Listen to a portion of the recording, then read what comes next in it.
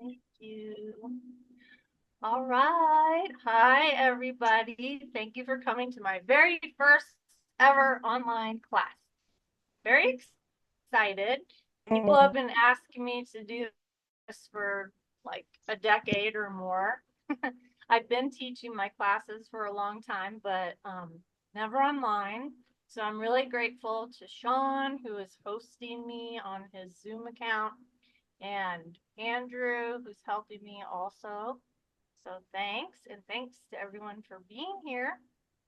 So I might have a few technical questions, but I'm going to push share screen, right, Andrew? Can I Yep, do yep. two? And then just hit the Thank you. chat and you'll be good. Okay, wait. All right. All right. And now I have to figure out where the chat went.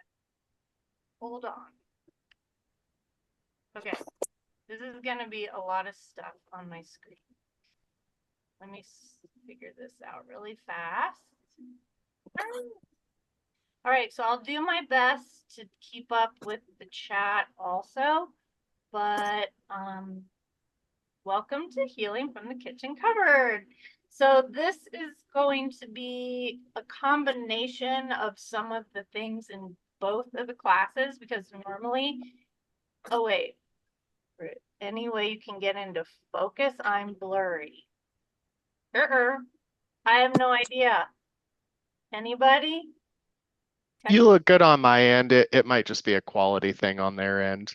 Oh, sorry, I don't know. Um, Now, see, that's what I was worried about with the chat. Like, what if I get distracted? So, I don't know what I was saying.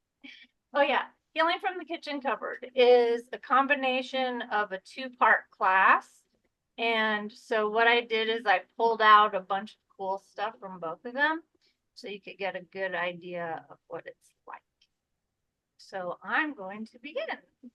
And if you have questions, I guess you can put it in the chat or raise your virtual hand. And if I don't see it, then maybe, oh no, maybe Andrew will tell me or something. Okay?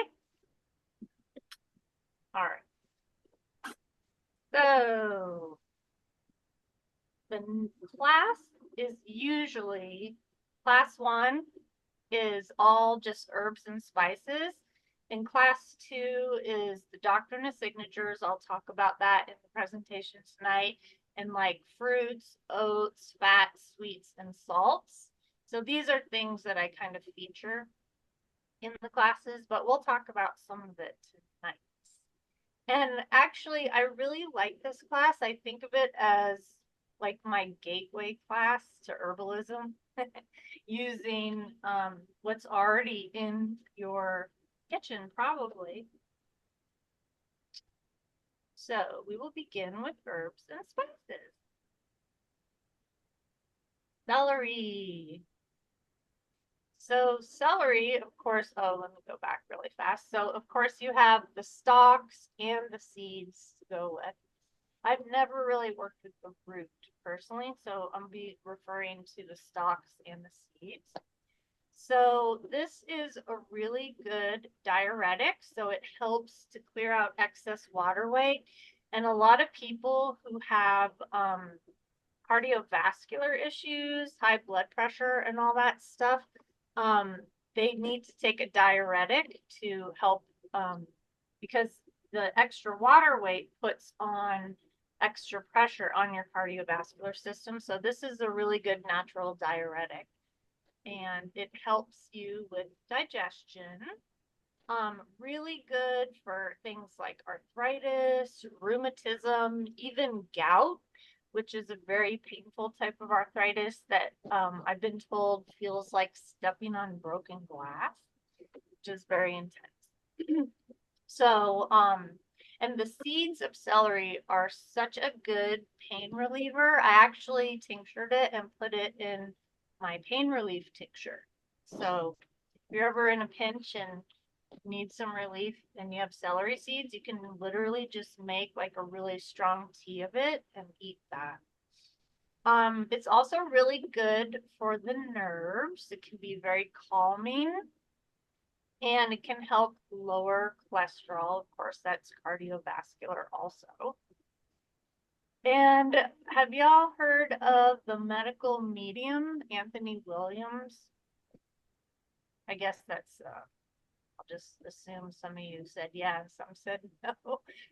I don't really know how to see everything, but hold on, I have to move my chat thing. I'm sorry. 1 second. I guess I'm gonna block you guys. Okay.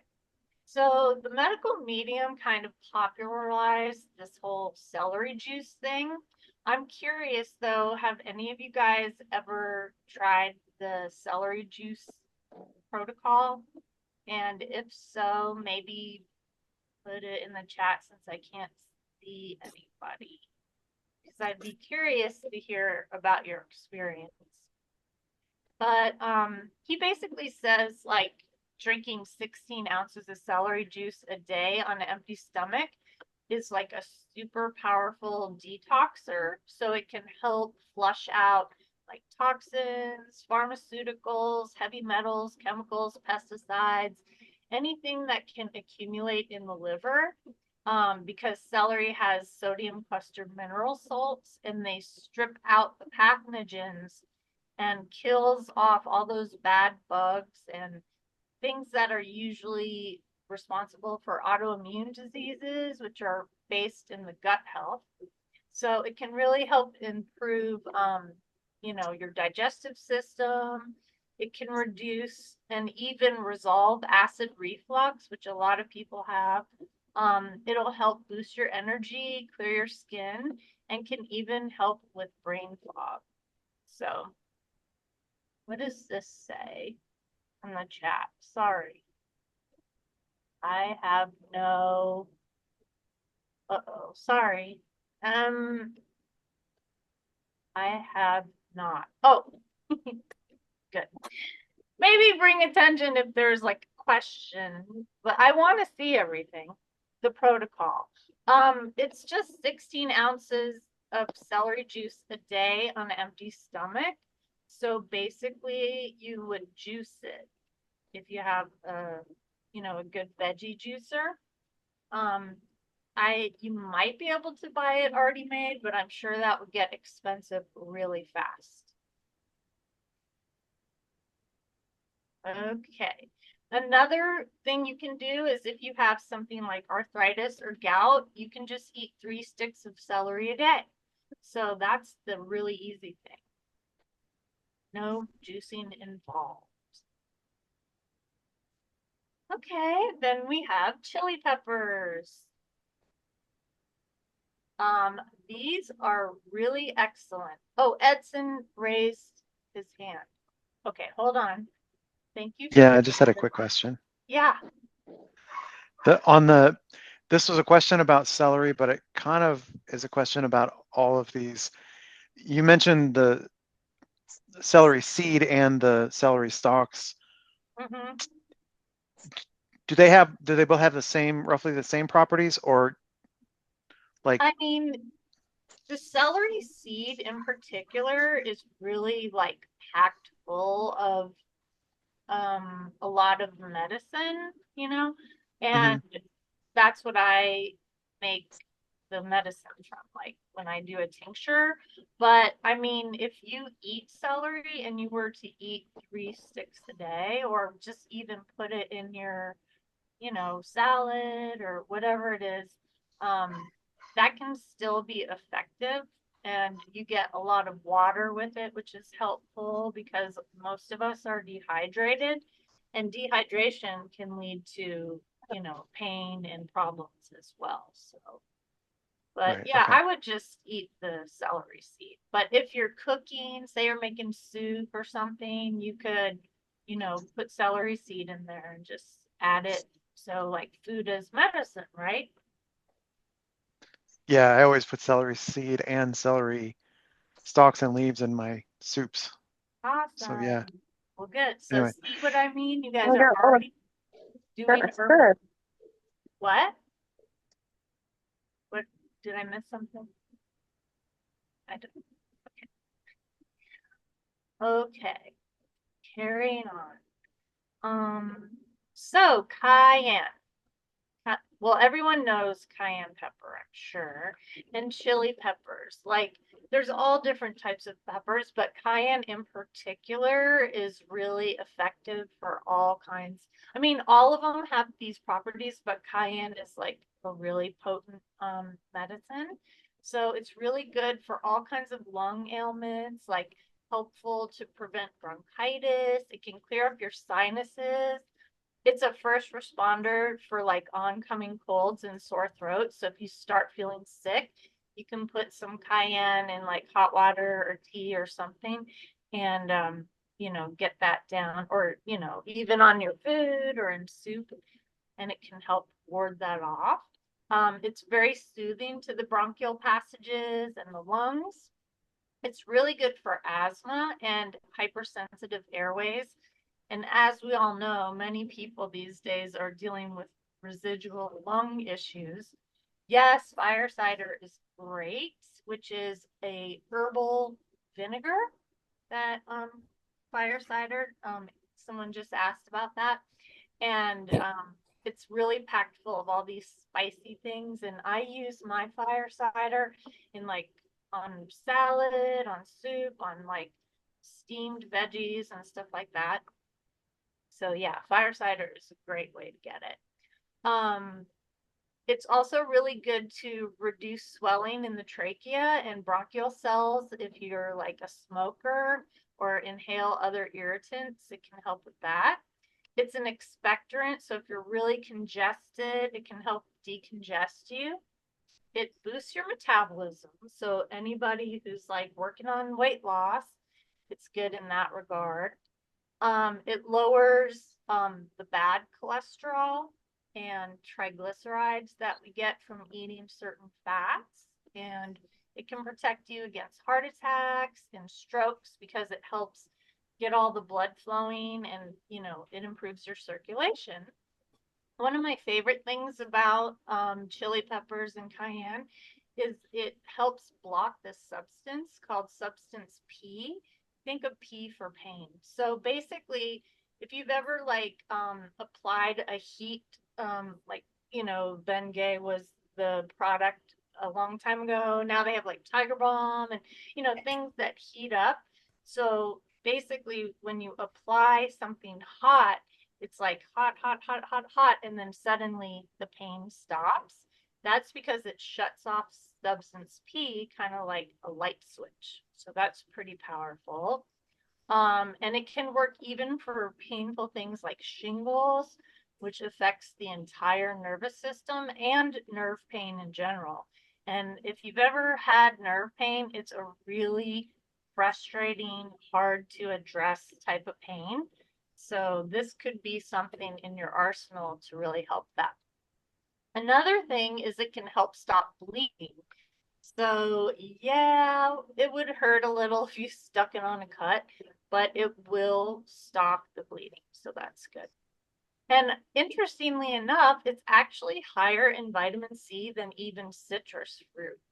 So that's the red and the red pepper. And here is the fun fact about the main ingredients in Bengay and Zostrix and those over-the-counter products. They have the capsaicin in it, which is a constituent in the chili pepper, and that's what really helps. Is Levaquin 750 milligrams for a staph infection in the sinuses? Say that again. What did you say about the sinus infection? Now I'm not hearing you. Sorry, whoever that was. Shingles fighter. Yeah, pharmaceuticals. No fun. Okay. So here's a fun little recipe that you can make with cayenne. So all you do is you take a pint of vinegar. It doesn't matter what kind it is. It could be white, it could be apple cider, whatever. And just simmer it on your stovetop for 10 minutes and put a tablespoon of cayenne in it, and then put it in a spray bottle. And then you can spray it directly on for pain and just rub it. You can also kind of put cayenne in rubbing alcohol and then use it as an antiseptic wash. But again, it will kind of hurt, but then it'll stop hurting pretty fast, like those heating things do. Okay, cinnamon. And if y'all have questions along the way, just, ask it stuff. Cinnamon is one of the best things for people with blood sugar issues, including diabetes. It actually more than doubles insulin's abilities to metabolize sugar, and it can protect you against diabetes. So there's a condition called syndrome X, which is like a pre-diabetic state where if you don't change some things, it could lead to diabetes. So this is something really great that you could just easily add every day to whatever you're eating or drinking. This is another good one to help stop bleeding. And I should add, this is for like more minor cuts and scrapes. Like one time I accidentally chopped off part of my finger and I was like, oh yeah. And I tried to like put the cinnamon on. Yeah, it didn't work because it was too bad. But anyways, oh, and it hurt. But don't worry about it. So, if you have a tincture of cinnamon, and a tincture, for those of you who don't know, is like an alcohol extract, you can take that every 15 minutes if you have internal bleeding, like for women who are dealing with their cycle, or if you're having, in between cycle bleeding, stuff like that. It's also really good for cramps. It's got a lot of anti-cancer properties, particularly for liver cancer, melanoma, digestive stuff. It can relieve nausea and vomiting. Good for diarrhea, indigestion, heartburn. It can actually stop the formation of stomach ulcers, which is pretty good. And another pain reliever. So if you have like arthritis, it's also got antiseptic properties. So if you have fungal issues like athlete's foot, it can help with that. And I don't know, well, normally this is interactive, so I'm just gonna start talking like I'm talking to you, but there's a product, Thieves Blend. Have y'all heard of that essential oil blend? It's like Thieves Blend, and it's a blend of, let me think if I could remember. I think it's cinnamon, rosemary, clove, lemon, and maybe tea tree. I can't remember exactly, but that is a really good antiseptic type of cleaning agent, or you could put it in like an aromatherapy diffuser if you get sick. So here's a good way to get cinnamon in every day. You just take a half a teaspoon a day. So put it in your oatmeal, put it in your coffee, put it on whatever you're eating. I like to make curries, and you can put it in your curry even. Tastes pretty good. You could take it with honey if you want, like mix a half a teaspoon of the powder with a teaspoon of honey. You could put it in tea, coffee, there's a million ways to use it. Garlic. Okay. This is like a superfood, basically. So it's antioxidant. And when I say antioxidant, so basically we are bombarded by what's called free radicals. They're like toxins that we're exposed to. And when you ingest it, or well, whether you breathe it in or whatever, think of like a pinball machine, and how it like bangs around, and every time it hits something, it's creating damage on the cells. And so basically, antioxidants, which are all those aromatic herbs that have a lot of scent to them, they are really good antioxidants. So when you help remedy the free radicals, you get all the benefits like anti-aging, which is a good, thing to know. Also, of course, it boosts your immunity. It's antiviral, antibacterial, good for colds, flus, sinus infections, ear infections, things like pneumonia, swollen lymph nodes, sinuses, allergies. Ear infections actually make like a garlic and mullein flower ear oil. And just one drop of that can be used for ear infections in humans and for pets. And it's really easy to make. So very antifungal. So things like yeast infections from candida to thrush. I said it enhances your immune system. It's a really powerful liver detoxifier. Good for cardiovascular health and circulatory issues. And actually, it's one of the more researched herbs out there for cardiovascular wellness. There's a really cool website called PubMed, and it's like all the scientific research that has been done. And a lot of herbs are actually on there, which is really cool. But you can find like so many articles and studies on garlic for all kinds of things. So it can also lower your blood pressure, improve circulation, lower blood fats, good for arterial sclerosis, varicose veins, arthritis, asthma, really any disease or infection. It also has the ability to chelate heavy metals, which we are exposed to, unfortunately, these days. Also good for carpal tunnel syndrome, which is weird, but it is.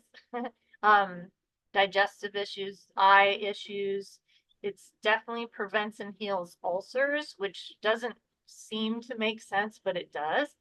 It can repel mosquitoes and vampires. Okay, I'm a dork. These So, mosquitoes are vampires. what? Something on fire, what? Oh, I gotta learn how to interact on here. I'm missing stuff. My friend used it for antacid. Is cooked garlic beneficial? Yes. What's it called? Denise, what is what called? Fresh garlic. Swear I cured my stomach infection. Yay. So here's a tip. If you do cook garlic, what you want to do is you want to crush it first, because basically it has a constituent called allicin, and it turns from allicin to alanine, and it might be backwards, so don't mark me on that. But basically there's a conversion that needs to happen when you crush a plant. Oh, the website for benefits. Oh, PubMed. Yeah, PubMed. Yeah, thanks, Sean. And also PubMed Central has more full free articles. So anyways, what I like to do when I'm cooking is I just start with garlic and I cut it or crush it or chop it and I set it aside, and then I do all my other prep, and then by the time 10 to 15 minutes goes by, then you can heat it and it won't lose the medicinal benefits. Usually if you buy like garlic powder in the store, it's already made the conversion, so that's medicinal as well. Okay, ginger is another great one. I love it. Okay, now this is a really powerful anti-inflammatory herb. It's actually a natural painkiller considered a COX-2 inhibitor. So we have like COX-1 and COX-2 inflammation cycles in the body. And if you think about drugs like ibuprofen or Vioxx and Celebrex and all that, those are both COX-1 and COX-2 inhibitors. And what happens with the pharmaceutical versions is the COX-1 over time eats away at the lining of your stomach. And unfortunately, people have to have surgery sometimes. Like my aunt, that happened to her because she was taking like 4 ibuprofen several times a day. And I've been there. I had my own fair share of chronic pain. And, you know, over time, it can just really wreak havoc on your digestive system. Now, there's a whole bunch of herbs that are COX-2, but they don't have the COX-1, so they're much safer for you. And ginger is one of those herbs. So really, really powerful, great for arthritis. It can reduce spasms and cramps, muscle and joint pain. So there was a study in Denmark, and patients with rheumatoid and osteoarthritis were relieved of pain and swelling after taking ginger every day for 3 months. That's pretty good. I like to cook with it a lot. Of course, it's best known for its effects on being anti-nausea. And there was a British research study where ginger was found to be as effective for drugs used after surgery to relieve nausea. So that's pretty good testimony. Good for indigestion, good for morning sickness, good for colds and flus, fever, sore throats, headaches. It can destroy bacteria, including salmonella. Good for circulatory issues because, you know, those warming herbs, they help get everything moving. And because of that, it can help prevent like mini strokes and, you know, prevent internal blood clots, reduce cholesterol, lower blood pressure. As a matter of fact, people who take some of those anticoagulant drugs like warfarin, which is actually a rat poison killer, but that's what they give people, warfarin and Coumadin, to prevent clots. But they tell you if you take that, do not eat garlic, do not eat ginger, because it will add to the effect of, you know, the blood thinning. So it almost makes you wonder, why don't they just say eat some garlic and ginger? But anyways, I won't go there. So here's a really simple recipe to make your own ginger ale. I love doing this. So all I do is I take like a 3-inch piece of ginger root, I peel it and chop it, and then 3 cups of water. Let it do like a low boil until it reduces to about half. So it'd be like about a cup and a half left of tea. Well, actually, boiling herbs is called a decoction, just for the record. Anyways, and then what I like to do is I like to add honey. You know, obviously after it's boiled down, take it off the heat. I like to add honey. Some people like to make a 1-to-1 ratio. I like to do less. I don't like it too sweet. So I do about 3/4 of a cup to honey to 1.5 cups of water. But you can, you know, play with it. If you're a person who prefers sugar, you know, get yourself organic sugar. But honey has a lot of medicinal properties too. So it's like double bonus. And then what I like to do is I put the honey in with the ginger, and then I strain out the ginger so it's coated with honey. And then I like to dehydrate it, and then you get ginger chews. And then you have a syrup. So really, this is how you make any herbal syrup of any kind. And then you can do whatever you want with the syrup. I like to add it to like sparkling water or club soda, so you have like a ginger ale. You could put it on, you know, pancakes or ice cream or whatever you like to do, or you can just take it straight up if you feel nauseous or you're getting a cold. I actually have another recipe for a garlic ginger lemonade. I know it sounds gross, but if you're getting sick, it's really quite effective. And here's like a picture of like what I did with all that stuff. And I think I put this on the handout. So if anybody joined later on, The handout is in the chat somewhere. Rosemary. I love rosemary. Oops. Sorry. Okay, rosemary is another COX-2 inhibitor. So this is a very powerful anti-inflammatory, good for pain, and it's actually an antioxidant. So remember when I talked about the pinball of the free radicals? So it will help repair the damage from being exposed to toxins. Antiseptic, antispasmodic, and you post again at the end. Yes.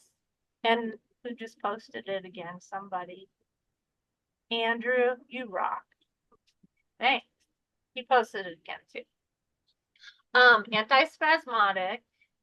One of its claims to fame is it's amazing for memory. And actually, Stephen might remember this from when I was teaching at the massage school.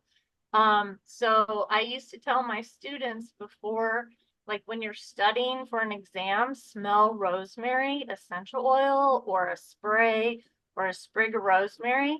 And then when you come in for your test, bring whatever, the rosemary, and it helps trigger your memory. And a bunch of people have told me over the years how amazing it worked for memory recall.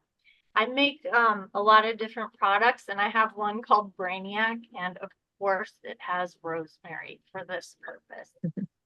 I was just telling Nicole how you helped me pass my driver's test in Asheville with that. I did. Woohoo! Yeah. That's awesome.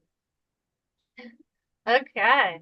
It's also useful in treating patients with Alzheimer's. It won't reverse Alzheimer's, but it will definitely help them stimulate memory. William Shakespeare and the 17th century herbalist John Gerard mentions the use of rosemary as an aid for memory. So this goes back quite a ways. Again, good for digestion. Remember, anything aromatic, those herbs that just have really strong scents, are usually pretty good for like digestion and, you know, fighting, like the antioxidant thing is almost across the board. It can relieve intestinal cramps and spasms, IBS, irritable bowel syndrome. Aids in circulation. It's a really good diuretic. Antifungal, so again, for preventing or treating yeast infections. It can even help prevent food poisoning. Here's one that a lot of guys like, or ladies actually, I should say, who also are losing hair over the years. But a lot of people will use rosemary to help with stimulating hair growth. It can, like you make a wash. I think I have a recipe for it on the next slide. I'll talk about it more in a second. But yeah, it's good for hair growth. It stimulates the oily secretions of the hair follicles, and it like gets them to grow. It's also a natural food preservative. And just yesterday, I had a herbalist friend over. We were working on some a product with oil, and she said she started adding a little bit of rosemary to all of her herbal oils because it can extend the shelf life. Like a lot of herbs actually and spices over the centuries have been used for food preservation. So this is a natural preservative. Also good as an anti-tumor. There was a study at the University of Pennsylvania, and it was found that rosemary's antioxidant properties might impede tumor formation in mammary cells by binding to the carcinogens. And then there were researchers at Rutgers University, and they found that rosemary applied topically reduced the number of skin tumors by 64%. So you could easily like just take some rosemary, infuse it in oil, you know, like as simple as an olive oil. You can, you know, any oil really. And then just leave it in a jar, put it in the sun, you know, 1 to 10 days, whatever you want, and then use that oil and just put it on every day. It can also treat nasal and chest congestion, and externally it helps soothe sprains and bruises and disinfects wounds. It's also in my Love My Legs product for varicose and spider veins because it's so good for that kind of thing. So here's the rosemary hair rinse. So basically, you just take 1 to 2 ounces of the rosemary leaves, or just cut a sprig of rosemary off a plant. And then take a quart of water, and you can add essential oils too if you want to, but don't add the essential oils till the end, okay?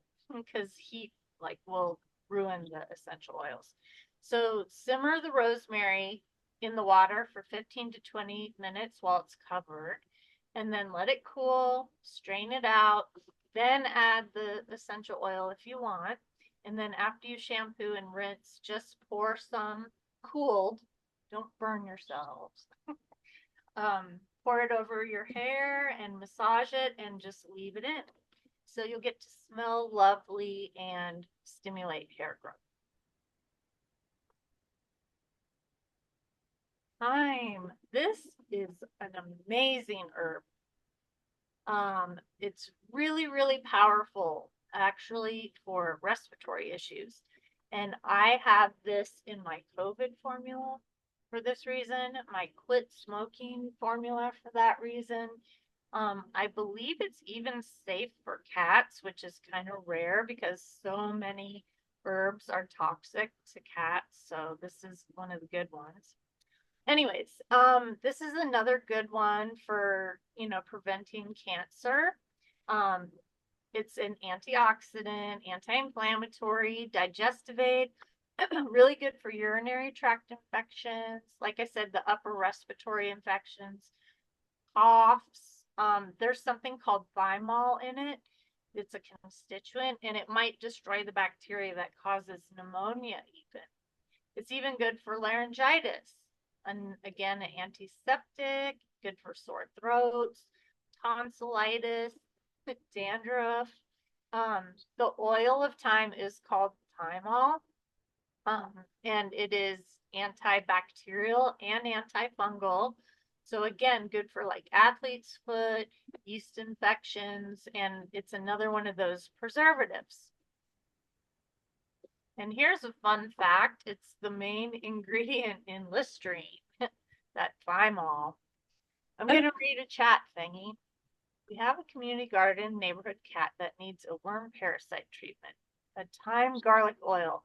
No, actually, internally, garlic is toxic to cats. You can do like a garlic ear oil for the cat, but not like something for them to ingest. Anything that is in the the lily family is toxic to cats. But what I do for my cats is I actually grind up pumpkin seeds raw, and I just mix it in with their wet food, and that will treat worms and parasites. Sure thing. Okay, so here is a fun little recipe if you want to make your own thyme and rosemary dandruff hair treatment. You just take 2 teaspoons of thyme, 2 teaspoons of rosemary, a 2/3 cup cider vinegar, that's apple cider vinegar, and 2/3 cup boiling water. So put the herbs in like a 1 quart glass jar, cover it, let it steep 15 to 20 minutes, and strain out the herbs. Add the vinegar, shake it, and then let it cool. And then after you shampoo, rinse, and just massage a small amount of the herbal wash into your hair and scalp. And then don't wash it out again. And you might be like, ooh, vinegar in my hair. But actually, I had a friend with dreads, and she would wash her hair, her dreads with apple cider vinegar. Something about it is very cleansing. Are we doing all right here? I just realized my chat's covering the clock. Okay, good. Turmeric, one of my favorites. I personally take this every single day. So turmeric is another one of those natural painkillers, COX-2 inhibitors. It's like a superstar and it's pretty popular, I think, in the media these days, thank goodness. It's very, very anti-inflammatory, so much so that it can be used in place of ibuprofen. But one thing that people don't realize about turmeric, because sometimes people will be like, yeah, I tried turmeric, I put it on my food, nothing happened. Well, you need to eat or ingest turmeric with either fat or black pepper because it needs that to get absorbed properly. So, that's pretty easy to do. And if you're cooking something, anyways, it's really good at reducing swelling, good for all types of arthritis, including gout and tendonitis and bursitis. There's over 2,000 published studies that showed curcumin, which is the yellow constituent in turmeric. It can fight cancers of the breast, prostate, liver, colon, lung, pancreas, and even more. Many of the studies have shown that curcumin can actually stop cancer cells from dividing. Cat here. It can boost the effects of chemotherapy drug Paxil. Sorry, can't say that word. I'll spell it. Paclitaxel. It's a chemo drug. It will help reduce the side effects and it will protect the liver. It will also detoxify the liver. Hold on. Slight break for a chat. I heard that if you rub it on your forehead, it can help decalcify your third eye. Ooh, cool. Who knows about that? Anyone? I'm curious. I have not had that experience, but if anyone knows, chime in, please. I see you laughing. Why? Why? Just kidding. Good. Did you try that, Stephen? No, I just thought about having an orange forehead going throughout your day. Well, actually, I think in India they use it topically for skin stuff. I'm pretty sure, but I I could can't remember. And it would make sense if it was good for enhancing the third eye pineal gland that they would want to put on their face. I don't know. I had not heard that, but I'm glad you talked about it. Maybe like the dot on the third eye. Yeah, maybe. Maybe their dots are turmeric. I don't know. I'm just okay, so good again for cardiovascular issues. It will help with blood flow, reduce cholesterol levels, prevent strokes, improves blood vessel health, good for arteriosclerosis. A digestive aid. It's really good for fat metabolism. So this is another healthy one if you're trying to detox and lose weight. And when people try and lose weight, a lot of times they don't realize that you actually have to detox to keep weight off. So this is the perfect herb to include. Also good to prevent cataracts. Skin conditions like eczema, psoriasis, and other inflammatory skin issues. It can slow the progression of Alzheimer's by removing amyloid plaque from the brain. So pretty cool. Sean uses it topically in conjunction with licorice root.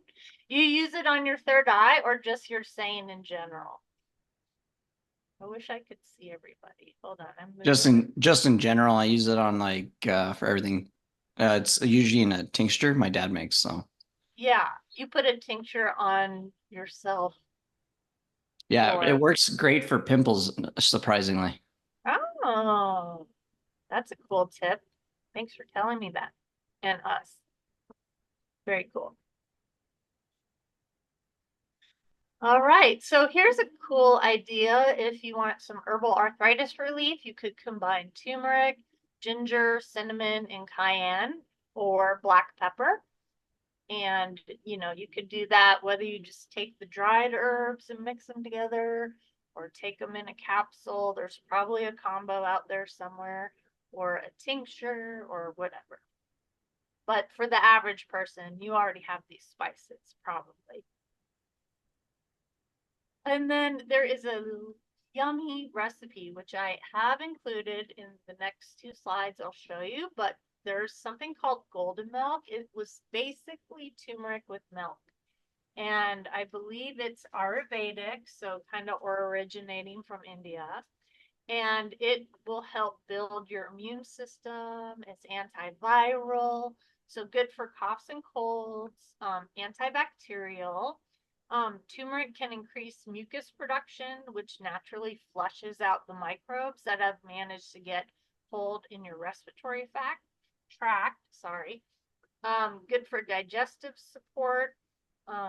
So it can improve your digestion, relieve gas, bloating, heartburn, especially if you have reflux.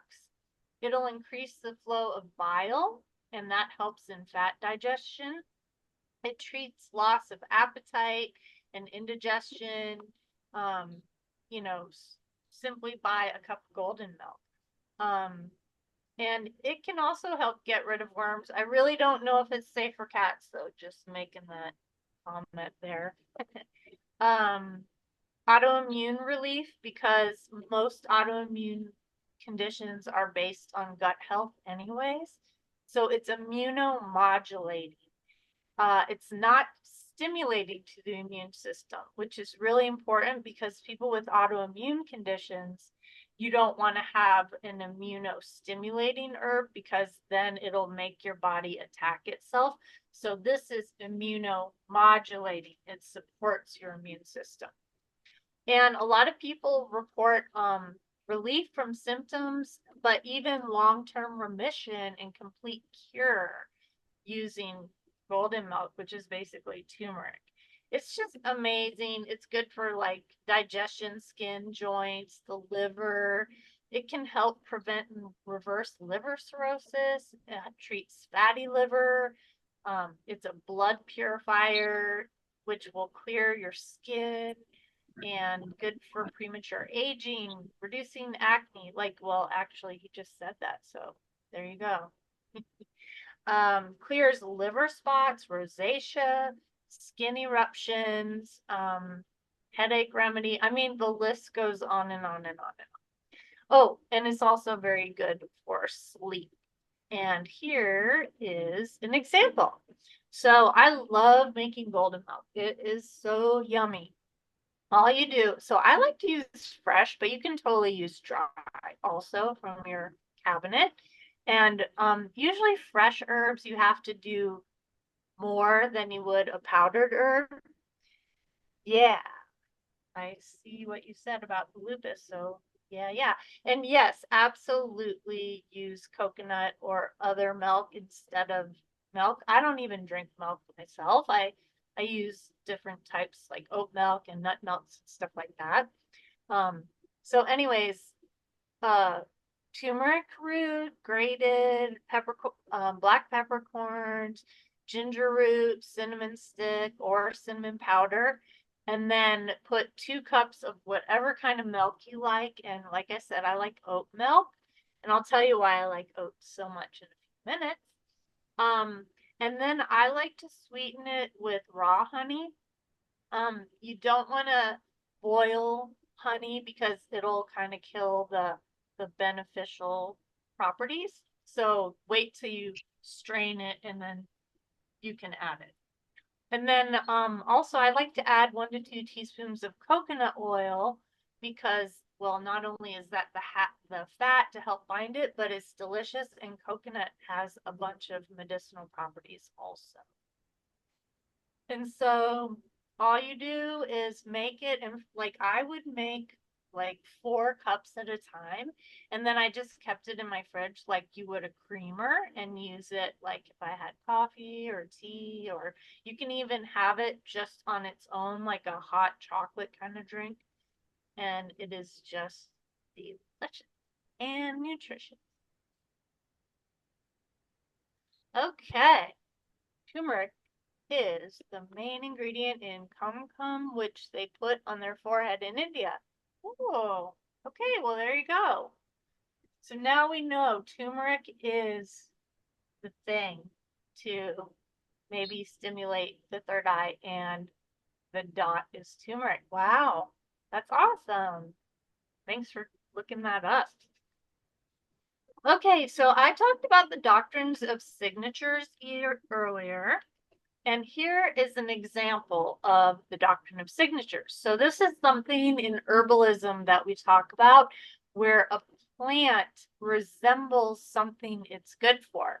So if you look at this walnut, it kind of looks like a little brain with a left and a right hemisphere in the upper cerebrum and lower cerebellum.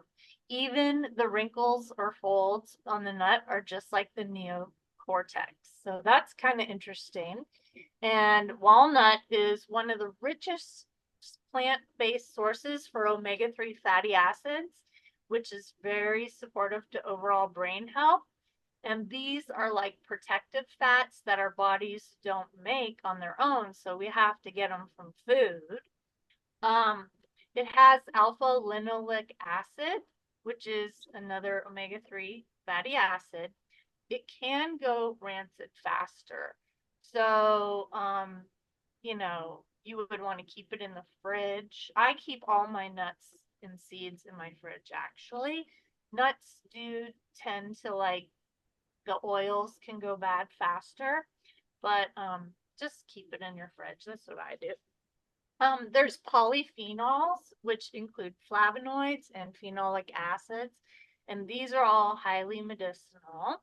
So basically, a fourth cup of walnuts would provide 90% of the daily value for the essential fatty acids for better cognitive function in the brain. It's got antioxidants and actually melatonin, a hormone and antioxidant, which is made by the pineal gland, helps with sleep. And it can also improve the chances of cancer treatments. It guards the nervous system from neurodegenerative disease, and it can even prevent migraines. It's got high amounts of polyphenols, which have antioxidant properties. I don't want to get too technical, I'm sorry. So basically, it's really great, and it even has something that is found in vitamin E, which is highly antioxidant also. It's really good for the cardiovascular system.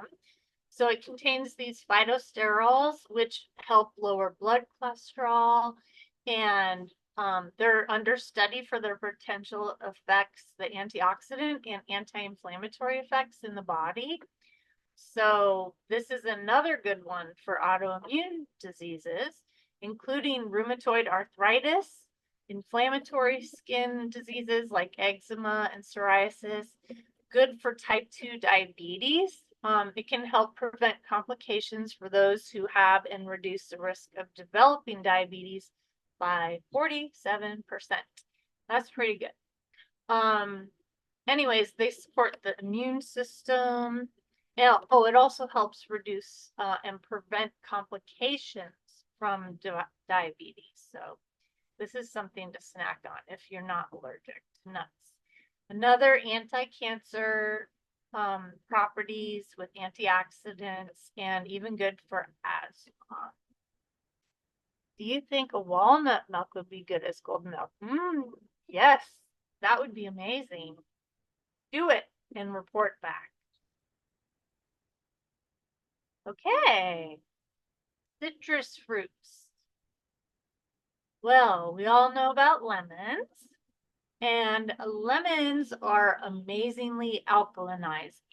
So, you know, we have this pH in our body where it's either, you know, too acidic or alkaline, and you really want to get more of like an alkalinity in your body. I like to drink every single morning a little bit of hot water with lemon juice and apple cider vinegar. But I also like to put lemon juice in my water too. And it tastes good and it's healing for you. It's really supportive for digestive function.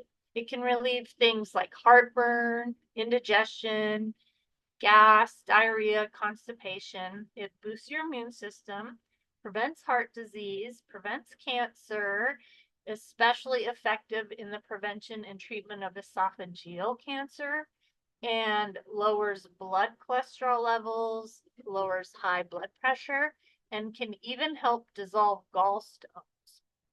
So, you know, really all you have to do is drink a glass of warm or hot lemon water and you can be on the road to wellness. Also, if any of you lived in the 80s, did you ever put that lemon juice in your hair and think you were going to have this great blonde thing going? Yeah, that's a good way to get orange hair. Anyways, kitchen staples. Oats. I love oats so much. That picture in the top left is the oat seed, and we call them milky oats. And I love, like all the herbalists I know, we love, love, love to get the milky oats and tincture it fresh because it's like food for the nervous system. So oats are incredible for cardiovascular health. Even if you buy, you know, a container of oatmeal, it usually says approved by the American Heart Association. Hold on, not just 80s. I went through my peroxide hair phase and I was trying to be Eminem in middle school. Good one. All I can picture is the real Slim. Okay, sorry, not to read that out loud. See, this whole like navigating the chat and presentation thing is tricky, but fun. Okay. So oats can also lower cholesterol, balance your blood sugar, lower your blood pressure. It can help keep your digestion regular. Another good one for gout, stress-related ailments. So anything nervous system, including nerve pain, shingles, skin issues like hives, scabies, rashes, psoriasis. Really, anything that has to do with the nervous system. It's amazing. And I'll talk about that in a little bit. So all you have to do is for oatmeal, you could eat oatmeal, a bowl a day. Oats have the highest proportion of soluble fiber of any grain, and it reduces the bad cholesterol beyond levels achieved by diet low in saturated and trans fats and cholesterol alone. So this is truly food as medicine. Yes, and make sure they're organic. Very good. Foods high in soluble fiber include oat bran, oatmeal, beans, peas, rice bran, barley, citrus fruits, strawberries, and apple pulp. So it's a little side note. So here's my milky oats. Love, love, love them so much. I put this in so many of my formulas. So think of this as food for the nervous system. Good for exhaustion and prolonged stress, adrenal burnout, anxiety, depression, grief, loss, sorrow, insomnia due to anxiety, tension headaches, emotional oversensitivity with outbursts of irritability, anger, easy to cry, any stress-induced digestive issue, inability to concentrate, loss of libido, heart palpitations. It can also aid in addiction recovery from like everything from tobacco, alcohol, opiates, and caffeine. So that's just like a little small taste of what oats can do. And actually, what was I gonna say when I was reading it? Stress-induced digestive issues. Oh yeah, fun fact. So did you know that 90% of your serotonin is produced in your gut?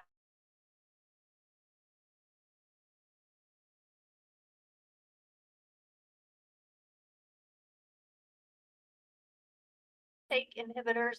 So when you get that, like if you get stressed out and you feel that upset stomach feeling, that's like the serotonin leaving your gut.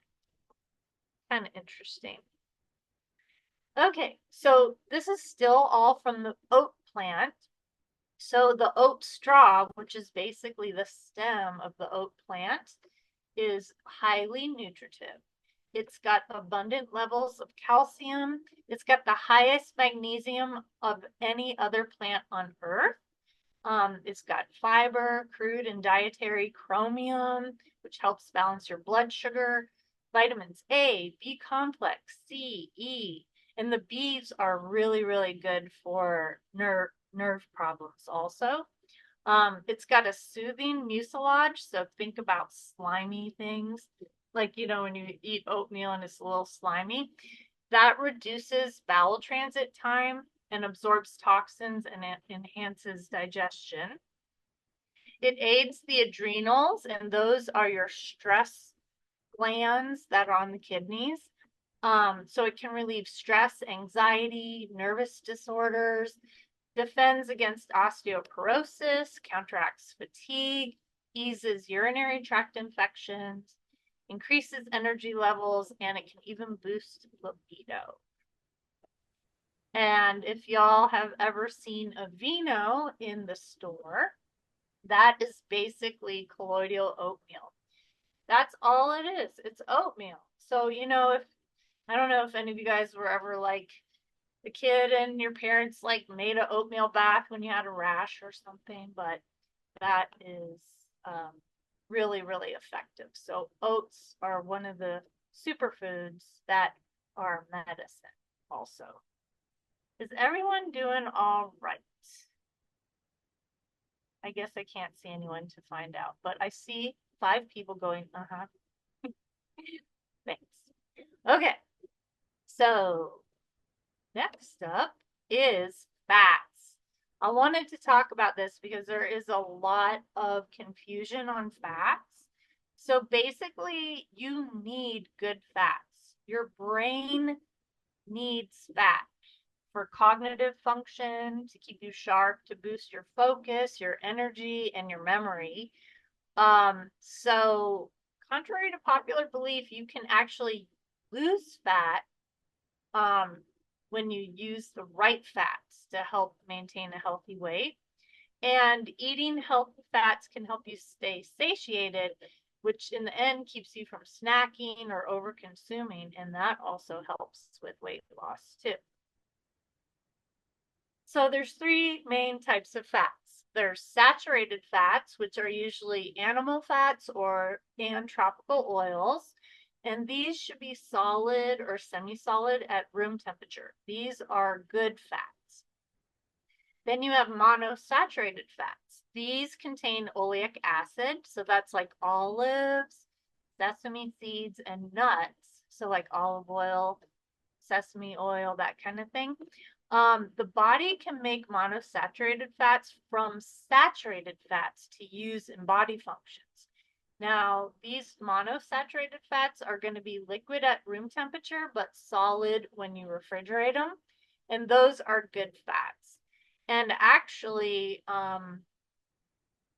you know, this is a lot of why a lot of salad dressing companies don't use olive oil in their dressings, because they won't, you know, they solidify the fridge. So not saying I like that, I'm just saying like it's interesting, but that's why I think. And then the polyunsaturated fats, these are highly processed. These are found in like boxed and packaged and processed foods. Usually it's like corn, safflower, soy, sunflower oils, margarine, which I think most of us in this day and age know that shit's toxic. But when it's subjected to heat or oxygen, it forms free radicals. And remember what I said about free radicals? That's the pinball that goes in your body and wreaks havoc. It can cause cancer and heart disease and increase inflammation in your body. So these are the kinds of fats you would want to avoid. So on the label,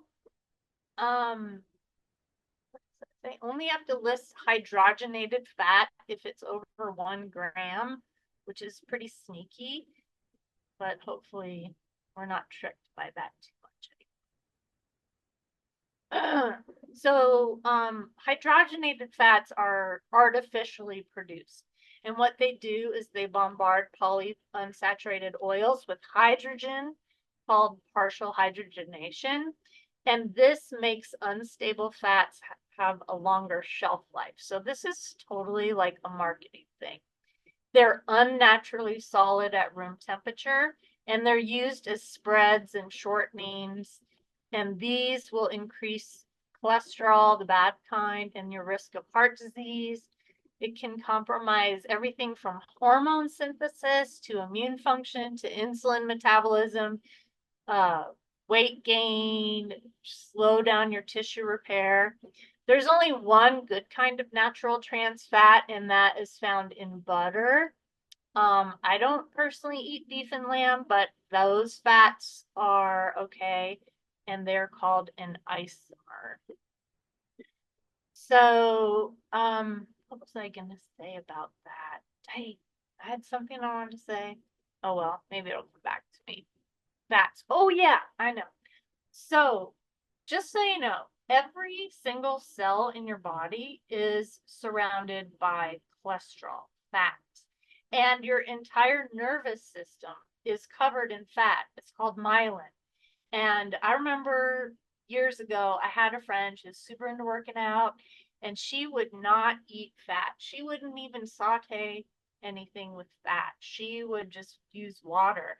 And she got super spacey. Like she was forgetful. She was like not herself. And it's like, wow, you would think that, no fat is good fat, but no, you need good fat. Your body needs fat. Your nervous system needs fat.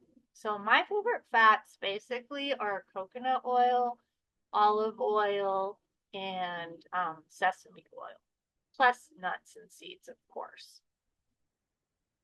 So canola oil. Yes, your brain is fat. Correct. So why is canola oil bad? It's also called rapeseed oil. It has been bred to contain less of some unfavorable substances. Most of the world's canola crop is genetically modified. And by now, most of us know what GMOs are about. If you don't and you want to know about it, say something in the chat. So basically, since 1995, biotech, Monsanto, they manufacture rapeseed that are genetically engineered to be resistant to the herbicide Roundup. So basically, when they create these GMO seeds, they can spray their disgusting chemicals all over the food and it won't kill the plant. So that is what you're putting in your body if you're eating that, unfortunately. It's also very high in polyunsaturated fats, which are very sensitive to high heat and they can go rancid pretty fast. A toxic solvent is used in it called hexane to extract the oil from the seeds. And trace amounts of hexane have sometimes been found in cooking oils.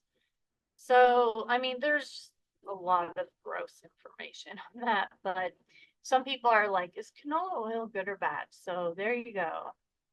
Now you know. So back to the healthy fats. Yay. So omega-3 fatty acids have things like cod liver and other fish oils, like wild caught is the best. Fatty fish like salmon, mackerel, tuna, sardines. I understand some people don't eat meat and seafood, so don't worry. There's other places you can get them from. Also egg yolks, especially pasture raised and organic. Flax oil is really good. Of course, walnuts, chia seeds. All these will help reduce and fight inflammation. Your skin, your hair, your nails. So medium chain fats are like coconut oil and they can handle higher heat better. Palm kernel oil, grass-fed butter, and then there's long chain saturated fats, which from meat would be like grass safe. Grass-fed safe, grass-fed is safe, but you don't want to eat conventionally raised animals. They are fed corn And a lot of times, the toxins from this all get in the dairy products also. So if you can, I try to look for, you know, products that are, grass fed. It usually says grass fed butter or grass fed cheese or, stuff like that, or organic, of course. Okay, healthy sweeteners. I picked honey because I love it. Honey is amazing. It's antimicrobial, antibacterial, antifungal, antioxidant, antiviral. So good for all kinds of skin issues like skin allergies, rashes, eczema, skin ulcers, burns, infected wounds. As a matter of fact, back in the Civil War days, the doctors would they would dress a burn with honey first, and then they would wrap it with gauze. So it would help prevent infection. It would help heal the burn, and it would keep the wound from adhering to the bandages. So that's pretty cool. It's a sterilizer, basically. So really powerful. Antispasmodic even. It can soothe tendons and relax muscles. It's also a homeopathic remedy for seasonal allergies. So if if you can get wildflower honey from the region that you live in and take like a teaspoon a day for like the first 1 to 3 months before things start to bloom, it can help you build up a tolerance so that when allergy season comes along, you'll have built up a tolerance from those pollen. So that's kind of cool. Good for asthma, bronchitis, and sinusitis. Good for coughs and colds. Again, it can lower cholesterol, good for ulcers, diarrhea, throat infections, eye infections, conjunctivitis, and cataracts. You would actually put a little, dissolve it in some water and make like an eye wash. It works really well. Reduces infections, pain, swelling, and odor. It's good for acne, warts, and non-healing wounds. It can heal staph and superbugs, and prevent the spread of infections like athlete's foot. It can be used in mouthwash, tooth powder, and toothpaste, and any infections of the mouth. See my repeating number right now. I have to take a picture. It's been 1 hour, 43 minutes. For those of you who know me and my 143. Anyways. So I don't normally do online, and I usually have interactions. So if anybody has questions or comments, feel free.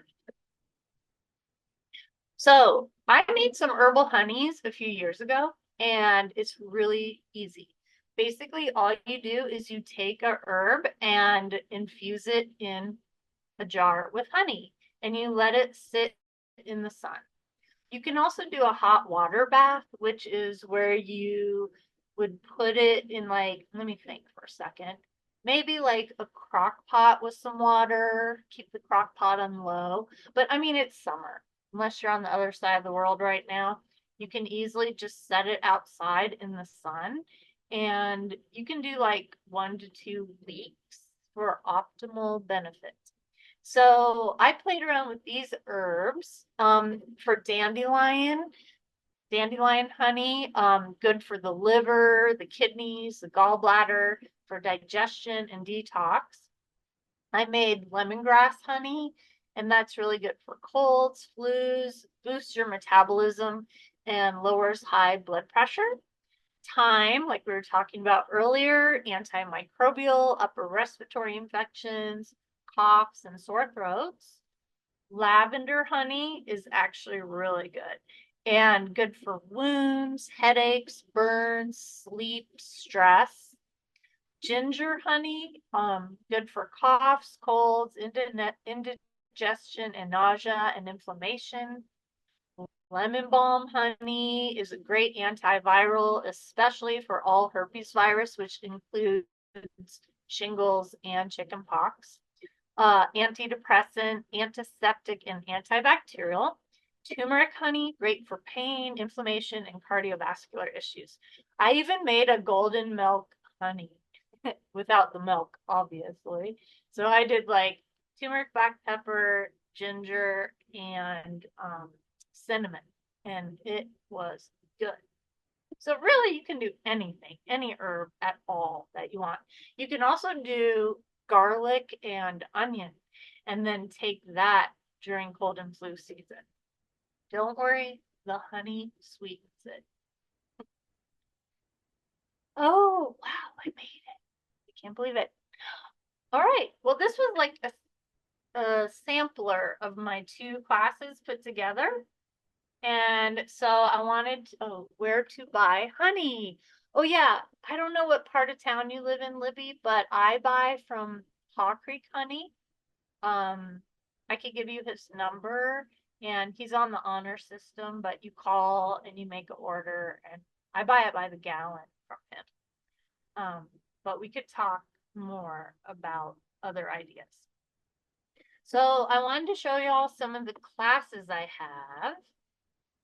Because, well, basically my idea for this class was to kind of test it out, to see if I could pull off an online thing, and if there's enough interest, then I would be willing to do my classes online. Healing from the kitchen cupboard. Don't worry about the money part, because I would probably change it to cheaper since it's online. But so healing from the kitchen cupboard, you had a taste of what is in there, but there's a whole lot more than what we covered. And it's 2 classes. Most of my classes are like 2 hours each session. I'm really proud of this class. This is my natural pain management class series. And right now there's 4 different levels of that, or, sessions, I should say. And I was really inspired by my own personal journey of, learning how to manage my own pain without having to rely on pharmaceuticals. So that is, one of my favorites. And I recently created kind of like a mini class like I did today of that class. And I would be willing to do that too if enough people are interested. Herbs for Winter Wellness. That's a 3-part class. I don't know if I should linger. Well, there you go. Food as medicine. Oh, that class is so fun. You should keep those prices even online. Oh, thanks. I was thinking sliding scale, but whatever. But yeah. So my food as medicine class is so fun, but normally I like cook and serve up all the food. So I guess it would be different online, but I do have tons of recipes in that class. And this is a really fun class because it teaches you how to do all of this on your own. Introduction to medicinal herbs, if you want to take it more into the realm of, herbal medicine. Not that this wasn't herbal medicine, but you know what I mean. So like class 1 talks about what are herbs, how are they taken, and then a monograph is like a real deep dive into one particular herb, everything you ever want to know about the herb, basically.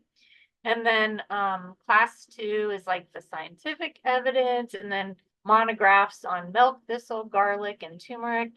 And class 3, monographs on chamomile, ginseng, ginkgo, and valerian.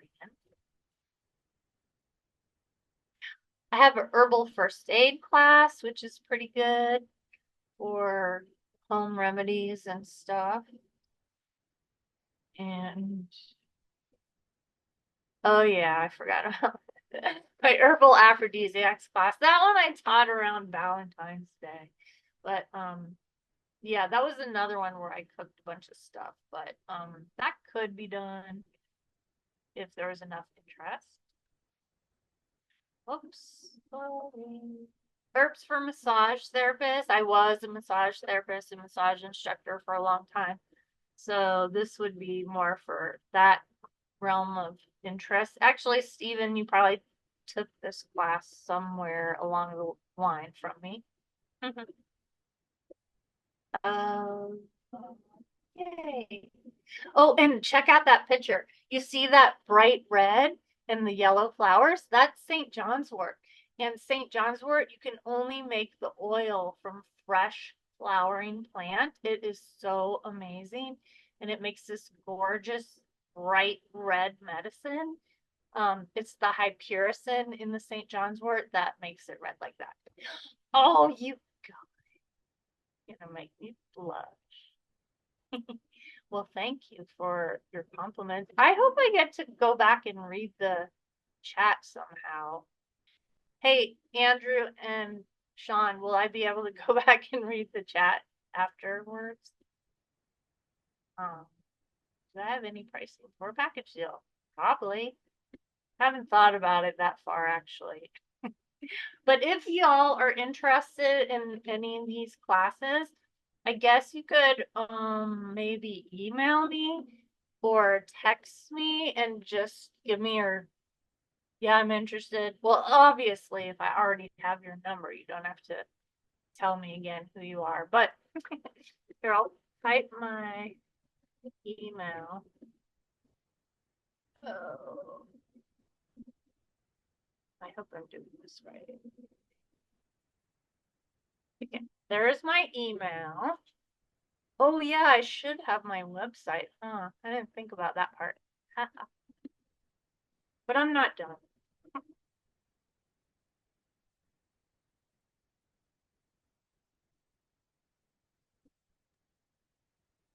Yeah, And right. Heidi, if you just wanna verbally say both those, the recordings will be available locally to you, but not in the recording. I just double checked Oh, on Google. So if you just oh, just thought I'd say that, just say them both out loud. yes, thank you. Okay.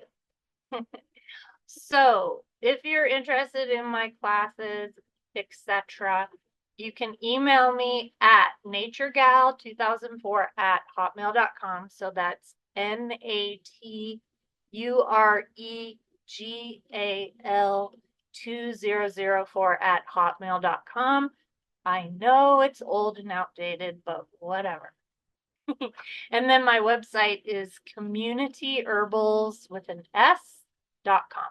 And I have a whole bunch of like free research papers on there that you can read and stuff. Okay, so moving on to more classes. I also have my herbal happy hour. I have not made an online version of this. Usually I just make a bunch of stuff and serve it, but I could, if there was enough interest, make an online version, maybe. Yeah, I could figure it out probably. And that's me dressed up for a James Brown Oktoberfest Super Funk Dance Party. So I also have herbs and hydrotherapy treatments, St. John's wort, taking care of your health. Actually, when I was in herb school, my teacher was like, who's your herbal ally? And I was like, herbal ally? What is she talking about? But you know, as time went on, I found myself gravitating to St. John's wort. I was interested in it. I kept looking at it. I thought it was cool looking. And then one day I'm like, oh, that's a herbal ally. And so I made a really long research paper on St. John's wort and drug interactions because it's one of those herbs that if you tell the doctor you're on it, they'll be like, oh, don't take any herbs while you're on meds. But, you know, it does interact with a good amount of pharmaceuticals, but not all. And so I wanted to clarify what drug classes it would interact with and stuff like that. It's totally safe topically, even if you take internal pharmaceuticals. Another one, herbal detectives decoding the language of plants. And no, it's not a cool spiritual class, although maybe one day I'll make one like that. It's just more like the etymology of plants and how they got their names and stuff. And some plant ID. Herb and drug interactions, adaptogens, which are herbs that help your body cope with the effects of stress.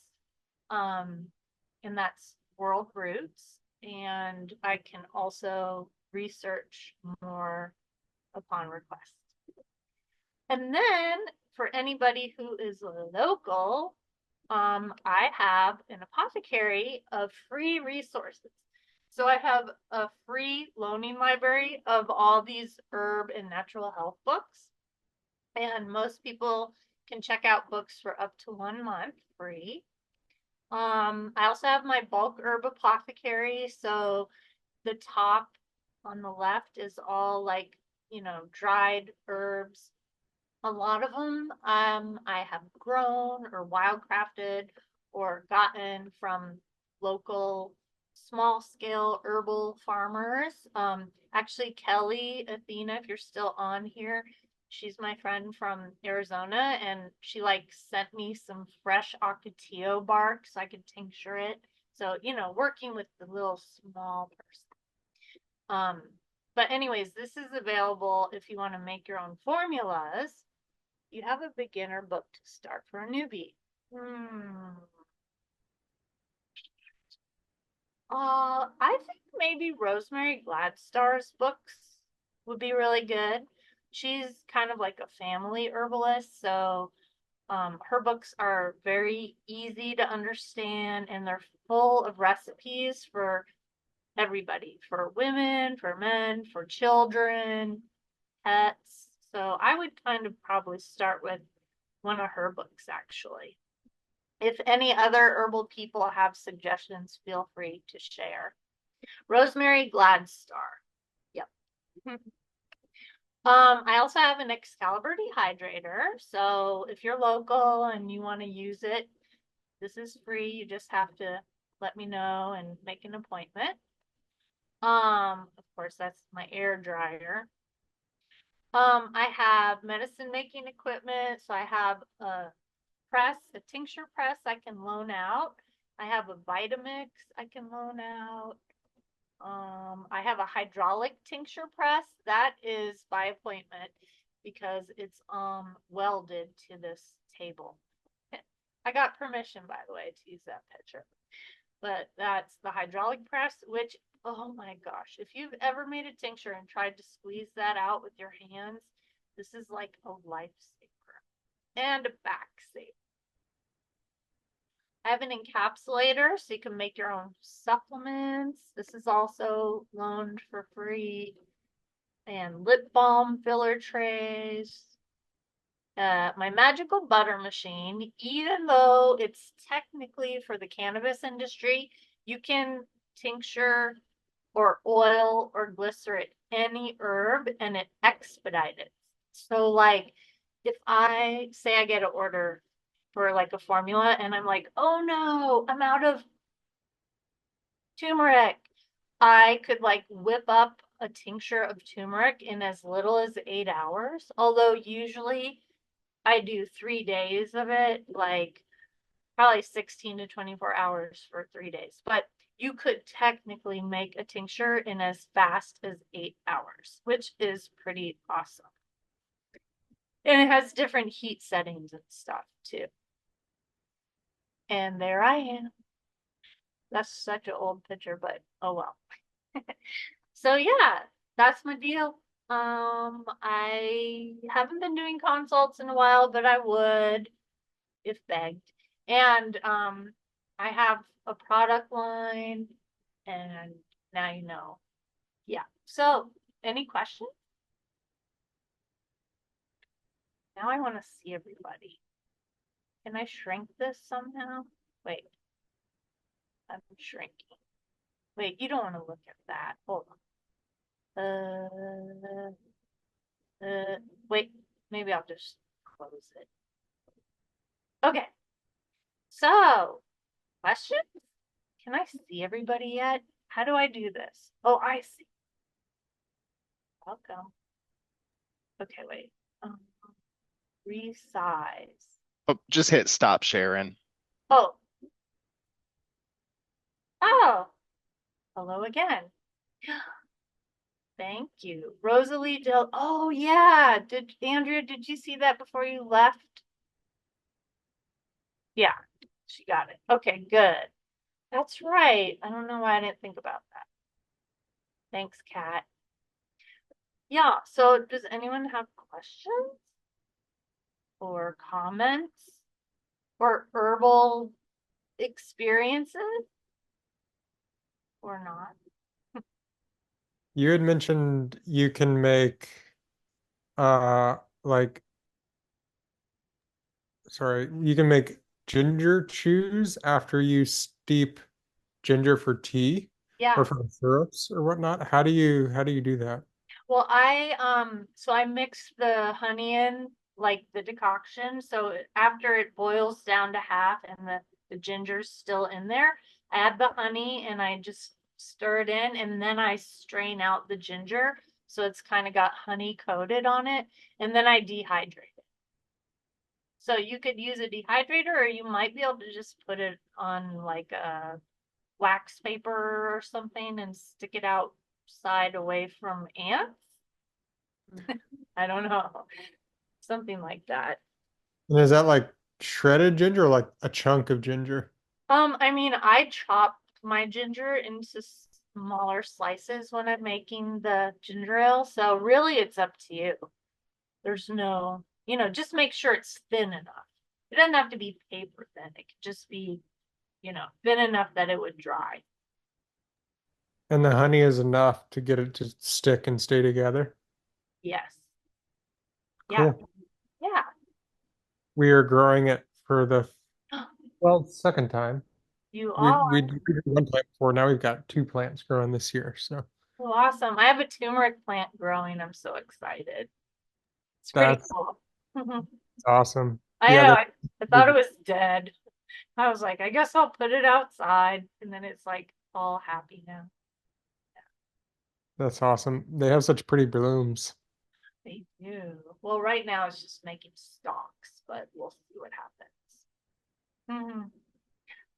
Anybody else? I don't want to make you like sit on here until 10, which is not 10 for you guys, but you know what I mean. Do you feel complete? Just kidding. Or not? I had a question about the honey. Yes.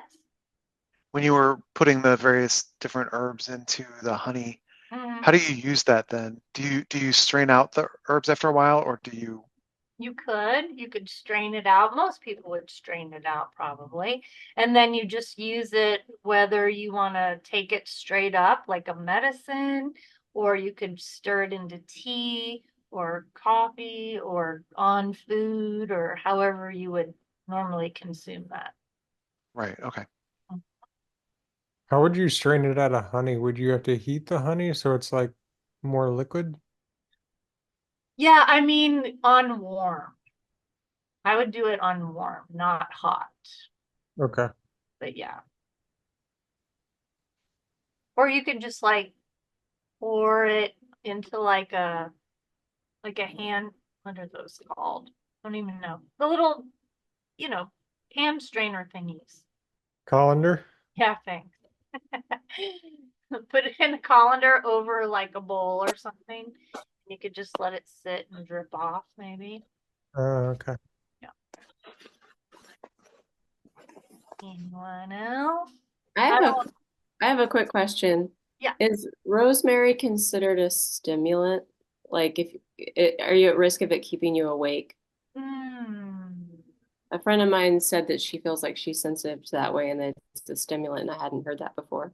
Well, it is stimulating. It Mhm. is stimulating and circulatory. So, Mhm. I mean, I don't know if I've ever come across like don't take this at night, but if you have doubts like that, listen. You know what I mean? But yeah, I would yeah, maybe don't take it at night. But I mean, everyone puts like rosemary on food and we're not like up all night. Yeah, that's what I thought. I had never Yeah. thought of it as being like an interactive negative thing for sleep, but for her, it seems that that's part of her culture's way of thinking about it. So I had just not heard that before. Yeah. Well, everybody's body is different, so. Wart, Heidi, yeah. yeah, yeah, kid's chin. A wart remedy for a chin. Yeah. I mean, a lot of this stuff was for skin, right? Turmeric root, like a Yeah. combo. Yeah, I Bam. mean, I have not personally tried it. I know that garlic oil is really good, but that would probably be stinking weird for a kid on their face. I've gotten rid of basil salve with frankincense oil. The essential oil? Yeah, Yeah, organic. awesome. That's good to know. Thank y'all. Anyone? Slice You- of garlic on a Band-Aid. There you go. Yeah, right on your face. Like a kid would really put up with that. Maybe. You'd It will 5. blister overnight. Yeah. Yeah, if they're willing, you could try it, I guess. That might be painful though, actually, when I think about it. Right? Yeah. Okay. Well, Do you if do any courses, do you do any courses on identification and like foraging for herbs that grow in the southeast? I have a spring greens and wild edibles class, which I forgot to put in that slideshow, didn't I? But I do have that, and that's a lot of identification. Um, Hmm. and that would be for our area. You're in Georgia now, right? Yeah. Yeah. It'd be similar, I think. So, yes. Cool. Yeah. Yeah. Good. Okay. So if anybody has any like suggestions on like what could be better or what you liked or anything like that, please reach out, email. I'm also on Facebook because I'm old like that. You know what I mean. But and I have my website and oh, I can also put my number because actually texting is probably the easiest. Whoops. Oh gosh. Hold on.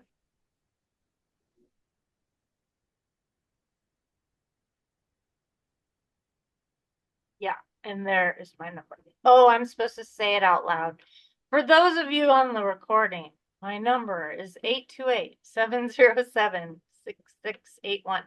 So if you have questions, concerns, feedback, please reach out.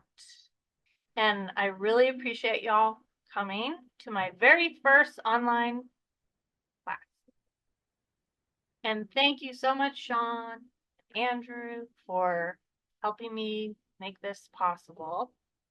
And thanks for all the nice comments. Oh, it was Maisie. Hi. Now I know. Good to see ya in cyberspace.